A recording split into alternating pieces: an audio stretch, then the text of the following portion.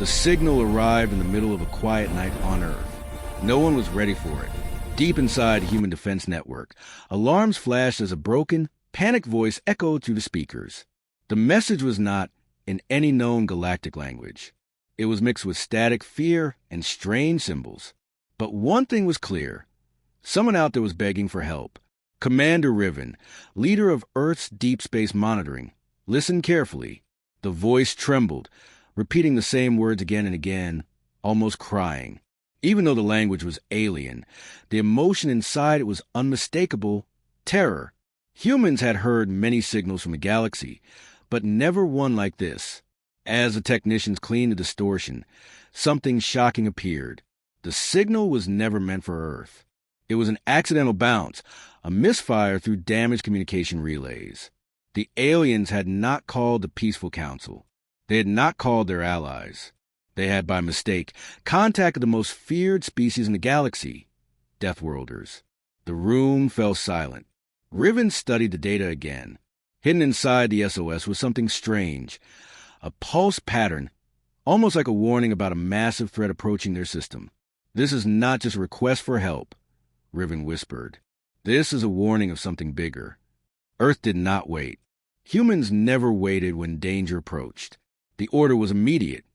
Deploy Leviathan, 03, humanity's most dangerous warship. A vessel so powerful the galaxy believed it was only a rumor. Far above in Earth's orbit, the giant warship woke from its silent sleep. Engines glowed. Armor plates shifted. Weapons activated one by one. The Deathworlders were responding.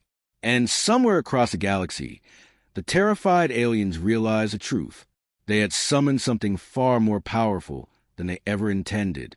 The alien fleet floating near the edge of their dying star system felt the space around them tremble. Their sensors blinked with red warnings, unable to understand what was coming. No friendly ship could create such pressure. No rescue vessel produced this kind of gravitational distortion. Whatever was arriving was something far beyond anything they had ever seen. Then it appeared. A massive shape tore through the darkness, silent, armored, and impossibly large. The aliens froze as a human warship Leviathan. 03 dropped out of FTL like a falling mountain. Its hull was layered with black plates thicker than the hulls of entire alien ships. Thousands of energy vents glowed along its spine, giving it the look of a sleeping beast with burning eyes. For centuries, stories spread across the galaxy about humanity's secret ships. Some said they were myths. Some said they were too dangerous to exist. And yet, here it was, real, alive, and answering a signal it was never supposed to hear. Inside the alien bridge, fear grew. If this giant had come because of an accident, what would humanity do when they learned the full truth of the SOS? Aboard the Leviathan, Captain Eris stood calmly as the ship scanned the area. Multiple life signs. All distressed. No weapons aimed at us yet, the AI reported. But another reading appeared. Something moving in the dark behind the alien fleet, following their signal. Eris narrowed her eyes. So they weren't running from nothing. The Leviathan turned slowly, its weapon systems humming like distant thunder. The aliens watched, realizing the Deathworlder ship had not come to rescue them. It had come to face whatever monster chased them. And for the first time in their lives, the aliens prayed the humans were on their side. As the Leviathan hovered above the alien fleet, its scanners dug deeper into the broken SOS signal. The more the system decoded, the stranger the message became. It wasn't simply a cry for help. It was layered, almost like someone had tried to hide information inside the distress call. Captain Eris watched the data stream across her screen. Fragmented audio samples, visual distortions, strange pulse signals repeating in the background. None of it matched any known pattern. "Someone put this here on purpose," she whispered. The AI confirmed it. The SOS contains an encoded map and a warning. A map leading toward empty space. A region the galaxy avoided. A place where ships vanished without trace. Meanwhile, outside the Leviathan, the alien crew aboard their damaged flagship struggled to understand what the humans were doing. Their commander, a trembling elder with silver-blue scales, sent one final message. "We did not mean to call you. We meant to call the council. We are Sorry, Eris replied calmly. Then why hide a map inside your SOS? Silence. Then the truth finally broke. Our worlds are being hunted. The alien commander confessed. A creature or a machine? We do not know. It destroys star systems. We tried to run. We tried to warn someone. But no one believed us. Eris exchanged a look with her crew. This was no ordinary threat. What follows us, the alien continued, voice shaking, cannot be reasoned with. It finds energy. It consumes everything. We thought the council would fight it, but now you are here. Eris leaned back, her expression cold and focused. We came because your mistake reached us, and humanity does not ignore danger. The encoded SOS flickered again, this time showing movement. Something was still coming, and it was closer than anyone realized. The Leviathan's long-range sensors suddenly detected movement, fast, silent, and unnaturally precise. Captain Eris stared at the readings with growing concern. Whatever was approaching was not a fleet. It was a single object, but its energy signature was stronger than an entire armada. The alien commander's voice trembled through the comms. It has found us again. Eris ordered the Leviathan to magnify the image. At first, nothing appeared on screen, only darkness. Then a faint shimmer drifted out of the void, almost invisible, as if space itself refused to reveal it. As it moved closer, the ship's outline finally became clear. It wasn't a creature, and it wasn't fully a machine. It was something in between, smooth, silver, and constantly shifting, like metal reacting to thought instead of physics. Its surface rippled with glowing veins, pulsing with cold blue light. Every pulse made nearby alien ships flicker as if their power was being drained. The aliens panicked. It feeds on energy. It destroys stars to survive. Now the encoded SOS made sense.